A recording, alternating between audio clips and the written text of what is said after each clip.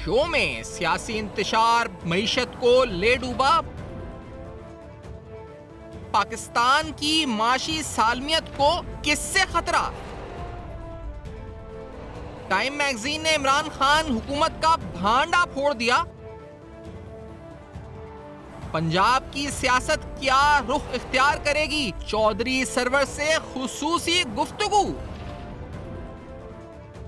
अस्सलाम वालेकुम। पर्दा हक़ाइक़ सनसनीखेज़ इंकशाफात प्रोग्राम बेनकाब में हूँ आपके साथ सिफान खान। पाकिस्तान की सियासी सूरत हाल, आखिरकार ये तूफ़ान सियासी कब थमेगा? पाकिस्तान की मईशत को भी ले डूबा है ये सियासी हैजान, ये सियासी तूफ़ान।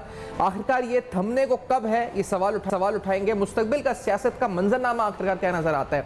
जिस लड़ाई को बिलाल भुट्टो साहब कहते हैं कि सेंट्रल पंजाब में लड़ाई हो रही है, जिस लड़ाई से कहा जा रहा है कि खदशात का इजहार किया जा रहा है कि मामला बिगड़ सकते हैं इमरजेंसी या खुदा ना खास्ता और किसी गैर आईनी इकदाम की तरफ, क्या मामला बिगड़ भी सकते हैं? इस पर भी सवाल उठाते हैं। सीनियर सियासतदान चौधरी सरवर साहब, साबिक गवर्नर पंजाब, इस पर चीफ ऑर्गेनाइजर और सदर पाकिस्तान मुस्लिम लीग प्रोग्राम में साथ मौजूद हैं, किसी तारुफ के मोहताज नहीं। सरवर साहब, बहुत बहुत शुक्रिया, आपने वक्त दिया, प्रोग्राम में ज्वाइन किया। सर, ये फरमाएं कि ये जो मामलात सियासतदानों से पहले तय हो नहीं सके, पार्लियामान में भी हल नहीं हो सके, मामला अदलिया गया तो अदलिया में भी हमने डिविजन्स देखे, एस्टैब्लिशमेंट पहले कह चुकी है कि हम न्यूट्रल हैं। इस सूरत हाल में हल क्या है मौजूदा सियासी तूफान का? सरवर साहब। बिस्मिल्लाहिर्रहमानिर्रहीम। पहली बात तो यह है कि मुल्क की मईशत जो है वो तबाह हो चुकी है और गरीब आदमी जो है, आप देख लें कि आटा लेने के लिए अगर 1 किलोमीटर क्यू में लोग खड़े होते हैं तो आप अंदाज़ा कर लें कि लोगों में गुर्बत जो है वो किस इंतहा तक जो है वो पहुंच गई। ये जो भाई लड़ाई हो रही है ना, मैं आपको ईमानदारी से ये बात कहना चाहता हूँ, ये मैं आप 10 साल के मुशाहदा जो है पाकिस्तान से, ये लड़ाई अमीर तबकात में है, ये लड़ाई हैव और हैव नॉट्स में नहीं है। ये लड़ाई जो हमारी एलीट है, जो इस मुल्क में जिन्होंने 70 साल से इस मुल्क से फ़ायदा उठाया है, इस मुल्क को लूटा है, ये लड़ाई इक़्तिदार की जंग उनमें हो रही है। अगर ये हैव और हैव नॉट की जंग होती तो फिर इसमें पाकिस्तान का कोई मसला जो है हल हो सकता था। आप देख लें कि सियासतदान, पहली बात तो यह है कि सियासी फ़ैसले जो हैं वो सियासतदानों को करने चाहिए। अगर आप सियासी फ़ैसले अदालतों से करवाएंगे तो कभी भी वो फ़ैसले जो हैं वो दुरुस्त नहीं हो सकते। वो सियासतदान नहीं हैं, वो लॉ में उनको हम ये कह सकते हैं कि माहिर हैं, लॉ की इंटरप्रिटेशन कर सकते हैं, लेकिन अगर वो ये कहें कि हम सियासत को समझते हैं और सियासत को हम सियासतदानों से ज़्यादा समझते हैं, तो मैं इस बात से एग्री नहीं करता। और दूसरी बात ये है कि मेरे पास जितनी भी लोगों की रिक्वेस्ट आती हैं, वो कभी ये नहीं कहते कि हाई कोर्ट में या सेशन कोर्ट में हमारे हक़ में फ़ैसला करवा दो, हमारे ख़िलाफ़ फ़ैसला करवा दो। उनकी एक ही गुजारिश होती है कि खुदा के लिए जज साहबान से रिक्वेस्ट कर दो कि हमारे ख़िलाफ़ ही फ़ैसला कर दें, लेकिन फ़ैसला आ जाए ताकि हम सुकून की नींद से सो सकें।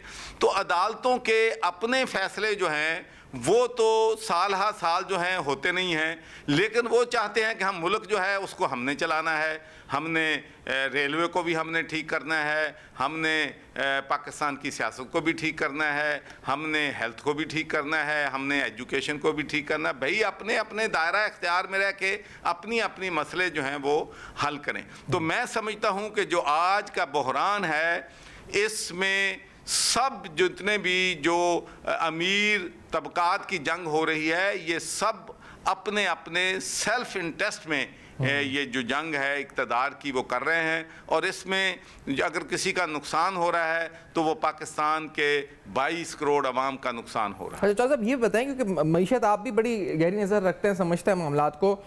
इमरान खान साहब और उनके सपोर्टर्स टाइम्स में कवर पे उनकी जो फ़ोटो आई है उसको शेयर तो कर रहे हैं, लेकिन उसके अंदर जो मवाद लिखा हुआ है उस पर वो तस्करा नहीं कर रहे। उस मवाद के अंदर लिखा हुआ है कि पाकिस्तान के मौजूदा माशी बहरान का अगर कोई जिम्मेदार है तो वो इमरान खान साहब की हुकूमत है पौने 4 साल की, जिसमें कोई भी फाइनेंस मिनिस्टर टिक नहीं सका, जिसमें कोई भी स्ट्रक्चरल रिफॉर्म हो नहीं सका। एक मुश्किल मुआहिदा हुआ और फिर उस मुआहिदे को IMF के साथ तोड़ दिया गया। तो आप समझते हैं कि वाकई में जिस तरह टाइम मैगजीन ने तबसरा किया है खान साहब की और उनकी गवर्नेंस पे 4 साल की, क्या इमरान खान ही जिम्मेदार हैं मौजूदा सख्त माशी हालात और माशी बहरान के? सरवर साहब देखिए मैं तो अपनी जो ओपिनियन है हमेशा ऑनेस्ट ओपिनियन जो है वो देता हूँ। मैं ये बात बिल्कुल तस्लीम करता हूँ कि ये जो 4.25 साल की हुकूमत थी, इसमें गवर्नेंस नाम की कोई जो है चीज़ वो नहीं थी, और जिसकी वजह से मैं सिर्फ आपको मिसाल देता हूँ कि पंजाब में जो बजट था पिछले 5 साल का डेवलपमेंट का, वो 2,500 अरब का था। लेकिन कोई सवाल नहीं कर रहा, ना पंजाब के अवाम कर रहे हैं, पूछ रहे हैं कि भाई 2,500 अरब जो है वो 5 सालों में कहाँ गया है, क्या कौन सा ड्यूल कैरेजवे बना है, कौन सी सड़कें बनी हैं, कौन सी सड़कों की रिपेयर हुई है, कौन सा सीवरेज सिस्टम बेहतर हुआ है, कौन सी नई यूनिवर्सिटियां बनी हैं, कौन से नए हस्पताल बने हैं। तो ये इसका जवाब जो है वो पाकिस्तान तहरीक इंसाफ के पास नहीं है। लेकिन उसके साथ साथ ही अगर ये बात कही जाए कि पूरा पाकिस्तान के आज के जो मुआशी हालात हैं उसकी 100% ज़िम्मेदारी जो है वो इमरान खान हुकूमत पर है, तो मैं इससे भी एग्री नहीं करता, क्योंकि ये चीज़ें एक्यूमुलेट हुई हैं। देखिए मेरी बात जो है, मैं पाकिस्तान के अवाम को ये कहना चाहता हूँ कि भाई अगर आप एक बिज़नेस में हैं और अगर आपकी आमदनी 1,000 रुपया है और आपका खर्च 10,000 है, तो आप कभी भी लॉन्ग टर्म कितनी देर लोगों से आधार लेके सरवाइव करेंगे। देखिए हमारे मुल्क में सबसे बड़ा जो इशू है, आज भी अगर हमने इस मुल्क के मसले हल करने हैं तो सबसे बड़ा मसला हमारा एक तो ये है कि हमारे जो डिस्कोज ले लें, वापडा ले लें, ये गैस ले लें, ये रेलवे ले लें, ये पीआई ले लें, ये स्टील मिल ले लें, ये जो 1 ट्रिलियन रुपी से ज़्यादा सालाना हम इसमें नुकसान कर रहे हैं, भाई वो पैसे कहाँ से आने हैं? हमें वहाँ पर स्ट्रक्चर रिफॉर्म्स लेके आनी होंगी, और उन रिफॉर्म पे 1% काम भी ना पिछले 4.25 साल में हुआ है, ना जब से पीडीएम की हुकूमत 1 साल आई है उस पे काम हुआ। कोई नहीं सोचता कि भाई जो घाटे वाले प्रोजेक्ट हैं, जब तक हम उनको नफ़े में नहीं लाएंगे या उनको प्राइवेटाइज नहीं करेंगे, तो ये पैसा हर साल 1,500 अरब रुपया नुकसान का कहाँ से आएगा। और दूसरी बात यह है कि आपको मालूम है, मैं समझता हूँ कि शेख हफीज़ साहब ने एक काफ़ी मेहनत की थी, अच्छा काम किया था कि करंट अकाउंट जो है डेफिसिट उसको वो 0 पे ले आए थे। लेकिन बाद में पता नहीं कौन सी गिद्दड़ सिंगी जो थी वो शौकत तरीन साहब के पास थी कि उन्होंने खान साहब को वो गिद्दड़ सिंगी और मोजज़ा दिखाया कि मैं आ जाऊँगा तो पाकिस्तान के सारे मसाइल जो हैं इकॉनमी के ठीक कर दूँगा। तो वो जो एक्सपोर्ट थी हमारी 30 बिलियन थी और इंपोर्ट वो 80 बिलियन डॉलर तक ले गए।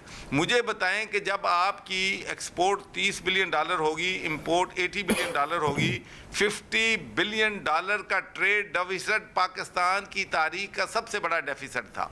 तो कैसे आप कहाँ से वो डॉलर आएंगे? भाई हम जिस मुसीबत में हैं, जिस मुश्किल में हैं, इसमें हमें सीरियस कंसिडरेशन करनी चाहिए। ब्लेम गेम की बजाय कोई, मैं नहीं समझता कि तहरीक इंसाफ ने भी कोई एजुकेशन कोई रिफॉर्म्स ऐसी की आपने भी अभी जिक्र जो 2,500 अरब का किया, स्ट्रक्चर बिल्ड किया जी, आपने भी 2,500 अरब का जिक्र किया जो पंजाब का बजट था। आपको क्योंकि ये सवाल है उस्मान बुज़दार साहब की गवर्नेंस पे कि गवर्नेंस हुई नहीं बेहतर, तो क्या जो पंजाब के अवाम इमरान खान साहब या तहरीक इंसाफ जो कहते हैं कि वो बहुत मकबूल हैं और वो 2/3 अक्सरियत हासिल कर सकते हैं, उनकी जमात कहती है कि दूसरी जमातें खौफजदा इलेक्शन से, तो अगर डिलीवर कुछ नहीं किया तो फिर अवाम में मकबूलियत है या ये एक मैनिपुलेटेड उनकी जो मकबूलियत का वो कहते हैं कि मकबूलियत? देखें बात ये है कि जो इमरान खान की बिल्कुल इस वक्त मकबूलियत है, लेकिन ये मकबूलियत जो है गुड गवर्नेंस की वजह से नहीं है। ये मकबूलियत जो है पुलिस रिफॉर्म्स कोई की हों, कोई इंसाफ किसी को मिला है, उससे इसका कोई तल्लक नहीं है इस मकबूलियत का। ये सारी की सारी जो मकबूलियत है ये anti Nawaz Sharif family, anti Zardari family, anti अपना फजलुर रहमान, उसकी वजह से है। और उसकी बड़ी कॉमन जो है, उसमें कोई रॉकेट साइंस नहीं है, इसको समझना कोई मुश्किल काम नहीं है कि ये जो पीडीएम की जमातें हैं, इन्होंने कहा जी हम तो महंगाई के ख़ात्मे के लिए जुलूस निकाल रहे हैं, महंगाई का ख़ात्मा करना है। लेकिन जब इन्होंने हुकूमत ली तो इनको पता होना चाहिए कि महंगाई तो अभी बढ़नी है, अभी तो महंगाई का आगाज़ हुआ है। आप इनको ये नहीं पता था कि पेट्रोल जो है वो 200 रुपए में खरीद कर 140 में बेचा रहा है, तो क्या इनको पेट्रोल की कीमत 250 रुपए नहीं करनी पड़ेगी? इससे महंगाई कम होगी या बढ़ेगी? तो मैं समझता हूँ कि ये जो वोट ऑफ नो कॉन्फिडेंस लेके आए हैं, उससे इमरान खान की मकबूलियत को जो है डेफिनेटली बहुत बड़ा फ़ायदा हुआ। और ये बात पाकिस्तान के तमाम पॉलिटिशियंस इंक्लूडिंग पीटीआई पॉलिटिशियन मानते हैं कि अगर वोट ऑफ नो कॉन्फिडेंस जो है ना आता तो पाकिस्तान तहरीक इंसाफ का तो कोई टिकट लेने के लिए तैयार नहीं था और लोग जो हैं अपने हलकों में जाने से डरते थे। लेकिन पीडीएम की हुकूमत आने के बाद उनकी कारकर्दगी से अवाम या उनकी एक्सपेक्टेशन अवाम की वो पूरे नहीं उतरे, जिसकी वजह से ये जो है मकबूलियत है। लेकिन मैं आपको एक बात ज़रूर कहूँगा कि ठीक है मकबूलियत है, लेकिन जब आप इलेक्शन में जाएंगे जी, तो हमारा मैसेज पंजाब के और पाकिस्तान के लोगों को, मेरी जमात का मैसेज ये है कि आप भाई फैसला करें कि जो आपका एमएनए एमपीओ जिसको वोट देने जा रहे हैं, क्या 4 साल हुकूमत के रहते हुए आपके दुख दर्द में वो शामिल हुआ है? क्या आपको उन्होंने गुड गवर्नेंस दी है? क्या उन्होंने जो प्रोजेक्ट उनको जो फंड्स मिले थे वो फंड्स उन्होंने खाए हैं या ईमानदारी से सड़कों पे सीवरेज सिस्टम पे लगाए हैं? तो आप देखेंगे कि जब वोट लोग अपने लोकल एमपी को देंगे तो फिर इमरान की मकबूलियत जो है वो काम नहीं आएगी। लोगों की पर्सनल कारकर्दगी जो है उस पर भी लोग सवालिया निशाना उठाएंगे और उसके मुताबिक वोट देंगे। सही है, एक मुख्तसर ब्रेक लेते हैं। चौधरी सरवर साहब आपसे मजीद गुफ्तगू करते हैं। इस ब्रेक के बाद नजर आते हैं तो इंतखाबात हल भी हैं मौजूदा मसाइल का या इन मसाइल को बढ़ा देंगे इंतखाबात? इस ब्रेक के बाद हमारे साथ रहिए।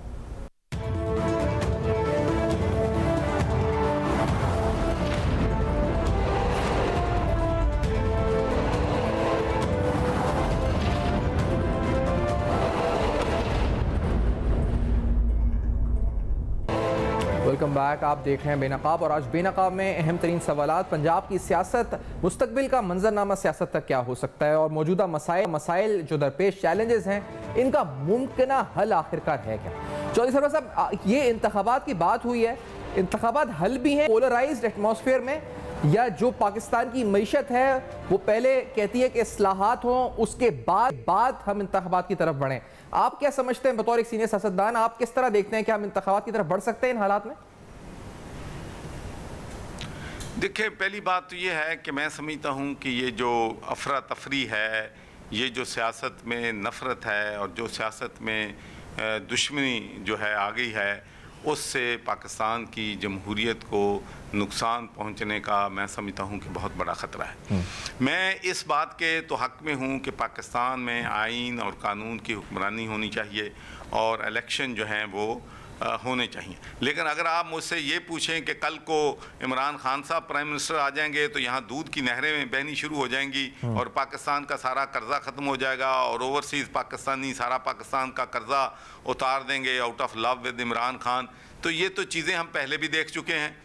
पहले हमें बताया गया कि डैम जो है वो ओवरसीज़ पाकिस्तानी बना के दे देंगे और फिर ये भी दावे किए गए कि यहाँ पर $2 मिलियन इकट्ठा हो गया, वहाँ पर $5 मिलियन इकट्ठा हुआ। लेकिन नतीजा ये है कि टोटल $10 बिलियन जो है डैम फंड में इकट्ठा हुआ और 13 जो है बिलियन वो एडवर्टाइज पे लगा दिया गया और उस 10 बिलियन में से भी 6-7 बिलियन जो है वो पाकिस्तान की फ़ौज और दूसरे लोगों की तनख्वाहों जो है उसकी कटौती की वजह से हुआ। तो भाई ना किसी मुल्क का कर्जा जो है वो ओवरसीज़ पाकिस्तानी या पाकिस्तान के बिजनेसमैन उतार सकते हैं, ना कोई मदद कर सकता है। ये ओवरसीज़ पाकिस्तान का जो सोच है, पहले तो ये सोच ही गलत है।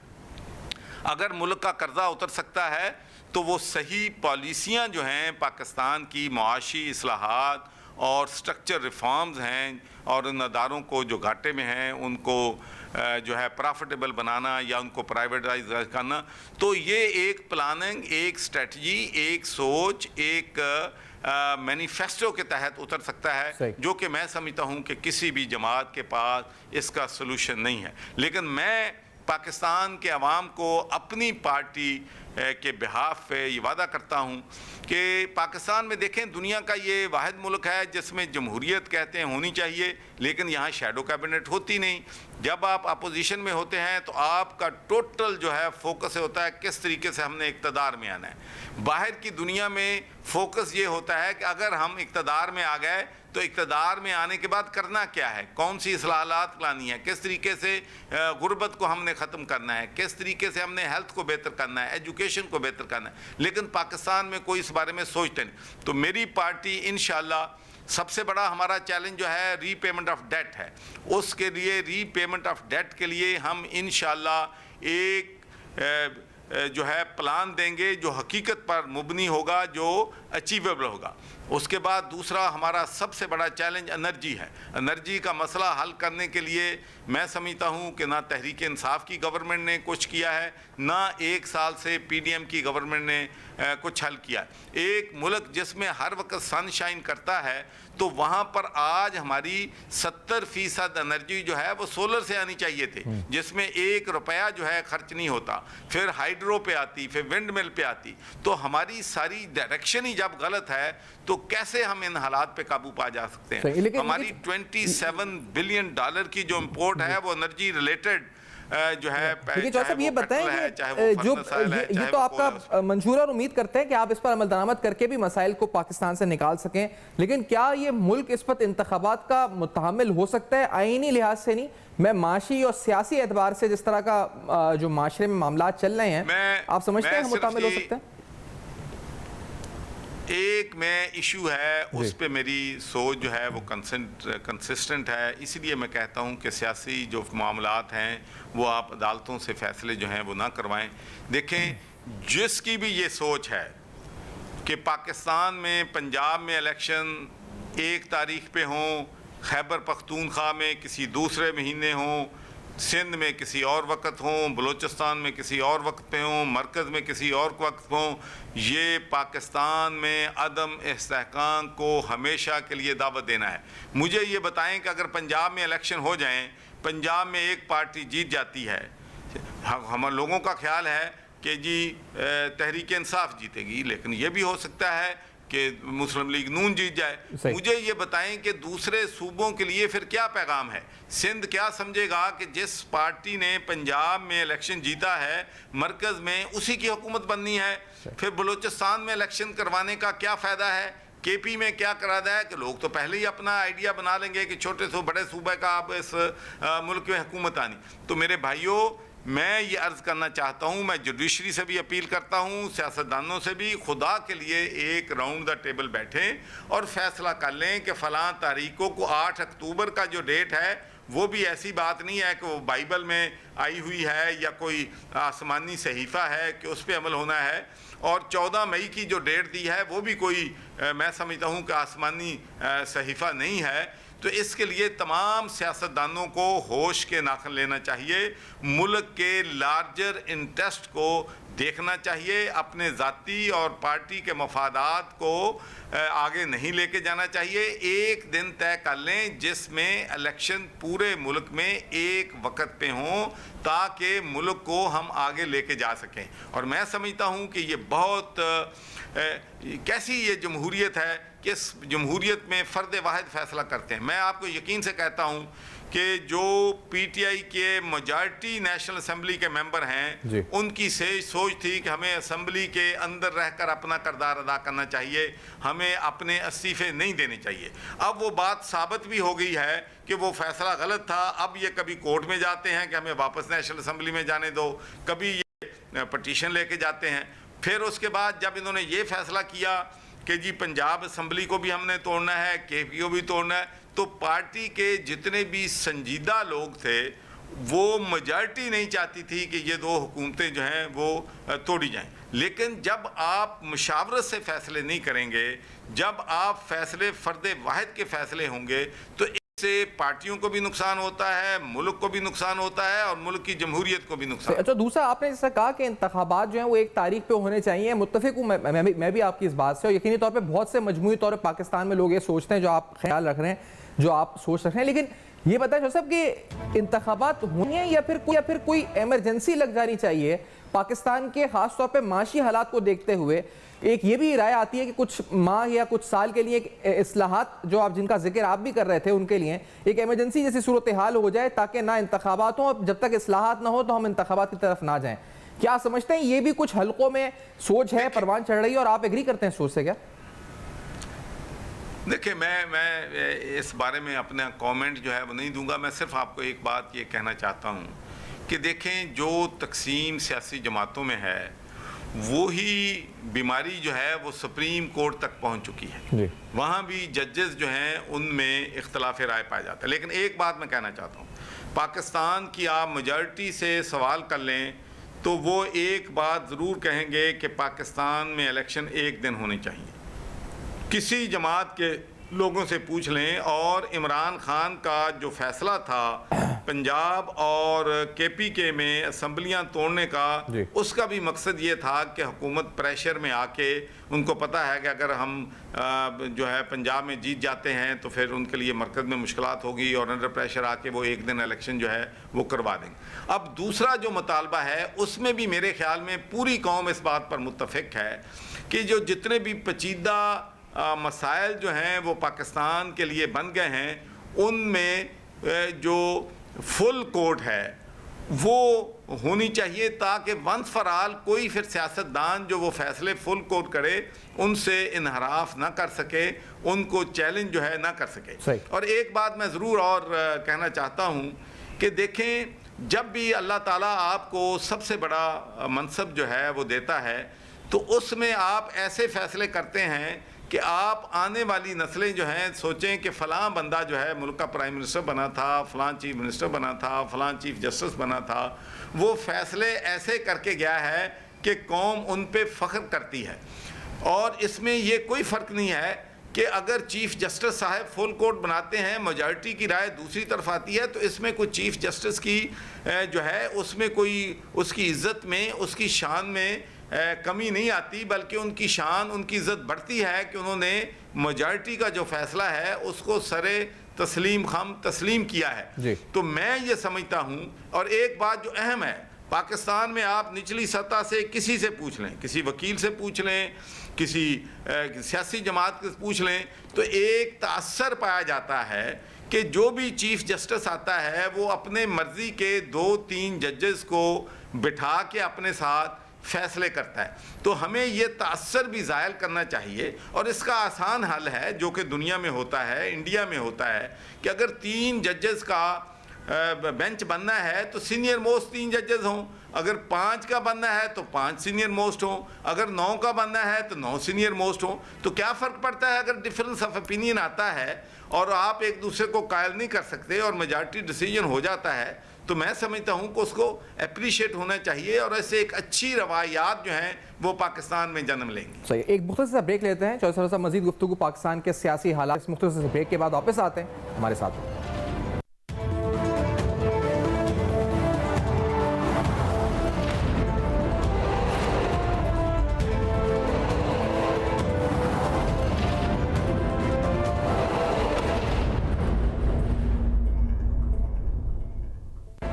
Welcome back. आप देख रहे हैं बेनकाब। बेनकाब में सियासी सूरत हाल पे बात कर रहे हैं। ये जो सियासी तूफान है थमने का नाम नहीं ले रहा। पाकिस्तान की मईशत ज़बूहाली का शिकार है। IMF का मुआहिदा ताहाल लटका हुआ है बीच में। समझ नहीं आता मुआहिदा होगा, स्टाफ लेवल एग्रीमेंट कब होगा, कब नहीं होगा, वो अश्योरेंसेस कब आएंगी, और साथ साथ महंगाई का वो तूफान जो थमने का नाम नहीं ले रहा है। SPI की आप बात करें, जो CPI जो इंडेक्स है उसकी बात करें, वो हर माह हर हफ्ते नए रिकॉर्ड बनाती हुई नजर आती है। हम कह सकते हैं कि पाकिस्तान में खास तौर पे खाने पीने की अशिया यानी फूड इन्फ्लेशन इस हवाले से आग लगी हुई है। ऐसे वक्त में सियासत भरपूर जोरों शोर से जा रही है, खासतौर पे इमरान खान साहब की सियासत। तो सरवर साहब, आपसे मैं पूछना चाहूँगा कि इमरान खान साहब की जो सियासत वो एस्टैब्लिशमेंट का किरदार न्यूट्रल करने के लिए है कि वो कहीं सियासत में किरदार अदा ना करें, या उनकी हिमायत हासिल करने के लिए उनकी सारी सियासत का मरकज है? आप रहे भी हैं उनके साथ, आप क्या समझते हैं, क्या उनका मकसद है, उनकी जो सारी बयानात होता है इनका?